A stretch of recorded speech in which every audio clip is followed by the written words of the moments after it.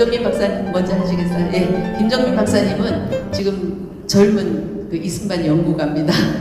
예, 지금 현재 연세대 이승만 연구원에서 전문 연구원으로서 좀 활동을 하고 계신데, 학계에서는 그러면 이 이승만 운암 정신을 어떻게 널리 유통을 하는지, 어떻게 이용을 하고 있는지, 그런 사례를 들어보도록 하겠습니다. 김정민 박사님 힘찬 박수로 환영해 주시기 바랍니다.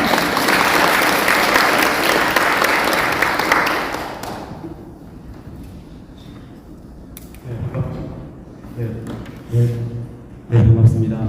연세대학교 이승만연구원의 김정민이라고 합니다. 귀한 자리에 불러주셔서 감사드립니다. 여기 계신 분들 덕분에 요즘 한국 사회에 이승만 대통령에 대한 재평가에 대한 관심이 높아지는 게 아닌가 생각을 하고 있습니다. 참 안타까운 것은 주위를 둘러보시면 아시겠지만 정작 들어야 될 세대가 없습니다. 이걸 진짜 배워야 될 젊은 세대는 아무도 없습니다. 오늘 발표자 선생님들도 정말 걸출한 학자들이신데 그걸 계승할 만한 다음 세대 학자가 없다고 하는 것이 가장 안타까운 현실이 아닌가 생각을 합니다. 그래서 오늘 저는 이승만 재평가에 대한 소리가 커져가고 있는 흐름 속에서 진짜 필요한 것은 실제로 깊이 있게 이승만을 학계에서 연구할 만한 전문 학자들이 좀 필요하다라는 부분들을 좀 호소드리고 싶습니다. 짧은 시간이지만 이 학계에 있는 신진 연구자로서 이 이승만 연구의 동향과 문제점 그리고 개선 방안 등을 간략하게 말씀드리도록 하겠습니다. 개인사든 정치사든 문제는 대부분 이 출발점이 비슷합니다. 기억하지 않거나 혹은 잘못 기억하거나. 그러니까 기억의 유실도 문제고 기억의 왜곡도 문제입니다. 그런데 지금 미래 세대가 배우고 있는 이 한국사 교과서를 보면 이 두 문제가 고스란히 담겨져 있습니다. 즉 이승만에 관한 업적의 유실 그리고 그 이승만에 대한 역사적 왜곡, 이것이 고스란히 반영되어 있는 것이 한국사 교과서 문제입니다. 이승만과 관련된 서술이 균형을 완전히 잃은 상태가 지속되고 있습니다. 예를 들면 비상교육에 나오는 교과서, 거민족 교과서, 그리고 해냄 에듀에서 나오는 교과서에는 해방 이전에 이승만과 관련된 수많은 문서 중에 한 문서가 채택돼서 선택해서 전문을 기록해놨어요. 중요하니까 다 적어놨겠죠. 근데 그 수많은 문서 중에 택한 문서가 뭐냐면 1925년 임시의정원의 대한민국 임시대통령 이승만 탄핵 심판서입니다. 교과서에다가 탄핵 심판서를 적어놨어요. 그리고 집필자의 해설에서 뭐라고 하냐면, 해설입니다. 이승만은 1919년 9월 임시정부의 초대 대통령으로 추대되었으나 상하이에서 자신의 직책을 수행하기보다는 미국에서 독자적인 활동을 해서 임시정부 인사들과 갈등을 벌였다. 이렇게 해설자가 적어놨어요. 이미 이건 사실이 아닙니다. 한국 대표단의 이 워싱턴 회의부터 시작된 이 활동은 임정의 공식적 활동이었고요. 대단한 지지를 받았던, 기대를 걸었던 그러한 외교 활동이었습니다. 근데 그 사실과 맞지 않은 부분들을 해설을 하고 있고요. 이어서 이승만은 자신에 대한 탄핵안이 제출되자 이에 반발하여 미국에서 모은 독립자금을 대한민국 임시정부에 보내지 못하게 지시하였다 라고 적어놨습니다. 그러니까 이승만이 독립자금을 거둬서 빼돌렸다고 나오는 거예요. 사실이 아니죠. 그리고 그 전에 이미 이승만이 미국을 중심으로 독립금을 수합해서 임정에 보냈던 사실 그것들은 아예 적시하지 않고 그게 중단된 사례만 적음으로써 이걸 배우는 학생들이 이승만은 애초부터 나쁜 놈이구나 라는 것들을 각인시켜준다는 것입니다. 리박스쿨에서 배운 사람 청소년들이 많죠. 3,000명인데 이걸 배우고 있는 학생들은 130만 명입니다. 즉 학계에서 이것을 가르치지 않으면 절대 우리 다음 세대의 이승만에 대한 교육은 바로잡힐 수가 없다는 것이죠. 이러한 까닭으로 결국 임시정부 대통령직에서 이승만은 탄핵을 당하였다. 이게 우리 교과서입니다. 즉 대통령 이승만이 한국 대표단을 이끌고 벌인 독립외교 활동의 구체적인 활동 내용과 그것이 갖는 의미는 전혀 기술하지 않은 채 탄핵 심판문을 싣고 부정적인 해석으로 결론을 짓고 있다는 것이죠. 반면 김구와 김원봉 등의 무장투쟁을 펼친 인물들은요 매우 우호적으로 기술이 되어 있습니다. 여기서 다 말씀드릴 수는 없지만 역사를 구분하자면 사실로서의 역사가 있고요 정신으로서의 역사가 있습니다. 근데 지금 현재 구종의 거민적 교과서들은 정신으로서의 역사만 강조하면서 독립활동사에 대해 무장투쟁만 정당하고 유효하다고 하는 사상을 교과서에 실어서 퍼뜨리고 있는 것이죠. 그래서 광복 자체가 우리가 전개한 무장투쟁의 결과 얻은 것이 아니라 연합국의 승리에 의한 것임이 역사적 사실에도 불구하고요. 교과서는 무장투쟁만을 지나치게 강조하고 있다는 것입니다. 그래야 이승만을 지을 수 있으니까요. 즉 학계의 문제를 해결하지 않고는 우리 미래 세대의 교육을 바로 잡을 수 없다는 것이 지금의 현실입니다. 이러한 현실을 바로잡기 위해서는 이승만을 바르게 연구하는 것부터 시작을 해야 되는데 어디서 이승만을 제대로 배울 수 있을까요? 이게 문제입니다. 결국은 대학에서 연구자를 양성해야만 다음 세대 역사 교육의 심장부를 공략할 수 있는데 시민사회에서만 교육받고 강사가 배출되고 끝나고 나면 130만이 보는 교과서는 절대 바뀌지 않습니다. 메이저 대학에서 이승만에 대해서 가르치지 않거나 잘못 가르치고 있는 것을 고칠 수가 없습니다. 그런데 지금 정치학계의 한국 정치 외교사 연구가 저조 현상이 나타나고 있습니다. 지금 전국에 정치외교학과가 36개거든요. 이 중에 한국 정치 외교사를 수업으로 하고 있는 학교가 9개밖에 없습니다. 9개. 근데 그 9개 중에 이거는 존치되어 있는 거고요. 실제로 지금 3년간 그 수업이 진행되고 있는 건 반밖에 안 됩니다. 이승만의 독립외교 활동이 포함된 외교사를 배우고 싶어도 한국 대학에서는 배울 수가 없는 현실이 작금의 현실이라는 것입니다. 국내 정치외교학과 과목에 이 학부에 또 대학원에도 이런 과목 자체가 없다고 하는 것이 참 미래가 참 어두운 부분이 아닌가 좀 안타까운 마음이 듭니다. 저 같은 경우에도 이승만 연구를 하게 된 계기가 젊은 나이에 고려대학교 정치외교학과에서 강성학 교수님 수업을 들었는데 그 수업에서 얘들아 한국 외교사를 말하면서 이승만을 떼면은 설명할 수가 없다. 근데 이 연구가 너무 안 돼 있다. 누군가는 해야 된다. 이거 듣고 제가 시작한 거예요. 이만큼 국내 메이저 대학에 정말로 연구를 해야 되는 인재들의 귀에 이승만에 대한 연구가 왜 필요한지 들려줘야 되는데 그 들려줘야 되는 기회조차가 박탈된 게 지금 대한민국의 현실이라는 거죠.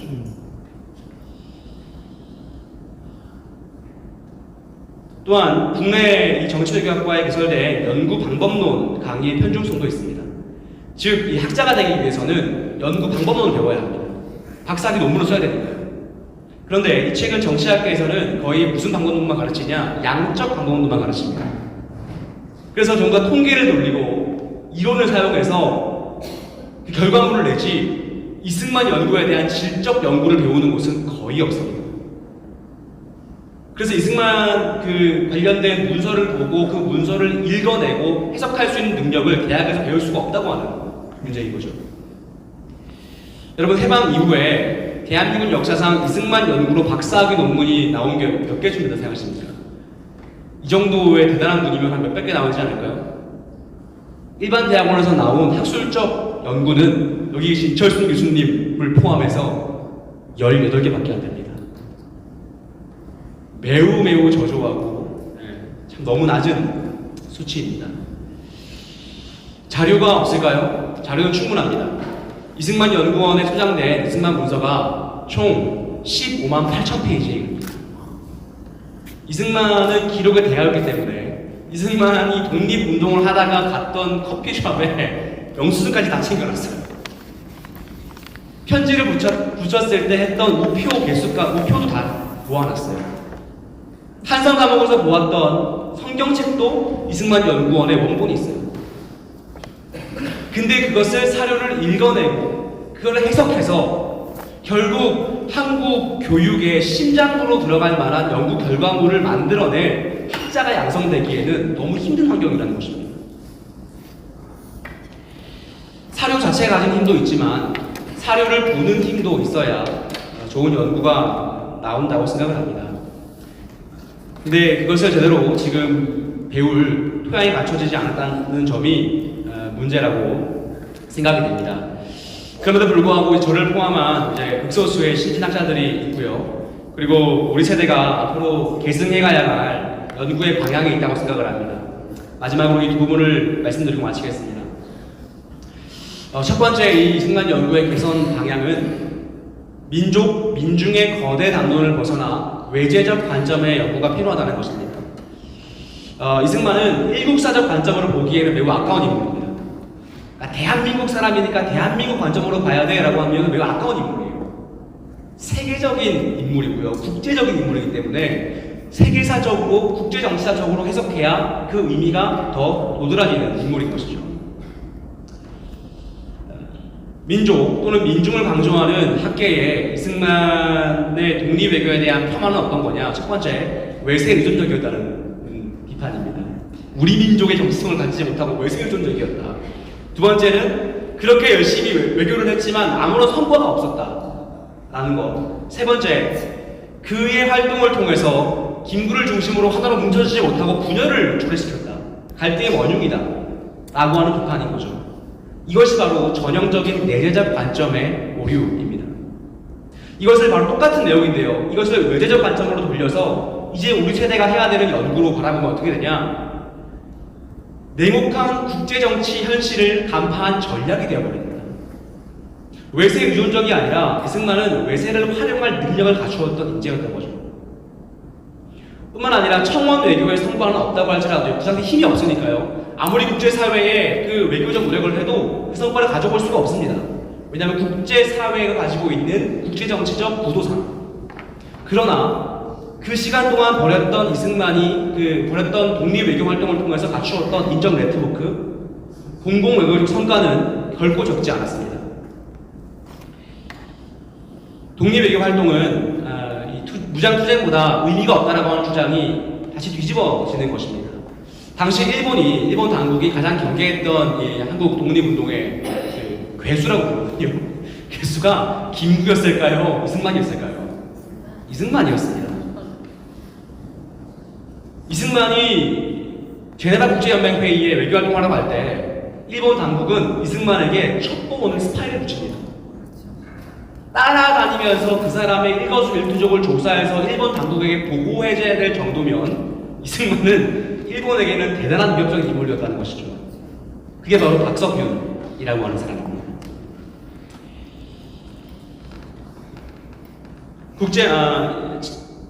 이승만은 바로 이렇게 국제사회를 읽을 수 있는 눈이 있었고요.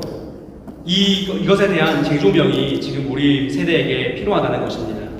지도자의 통솔력은 시세를 읽는 통찰력에서 나옵니다. 당시 국제정세를 읽는 눈이 이승만보다 밝았던 자가 대한민국 그 당시에 역사상 있었는가 돌아보게 됩니다. 두 번째는 최대한 객관적인 연구가 우리 세대에 다시 필요하다는 것입니다. 즉 왜곡도 안 되지만 미화도 안 됩니다. 우리 세대에게는 미화를 하는 순간 그 가르침은 더 이상 매력이 없습니다. 저희 MZ세대, 제가 30대거든요. MZ세대에게 딱 눈과 귀를 닫게 하는 건 뭐냐면 한 인물에 대한 지나친 미화입니다. 이미 그걸 읽는 순간 바로 책을 덮습니다. 이 책은 더 이상 내가 배울 가치가 없어 라고요. 사실 어차피 이승만 대통령은 하신 업적이 많기 때문에요. 객관적으로만 연구해도 한국 역사상 이 정도의 인물은 없다고 생각을 해요.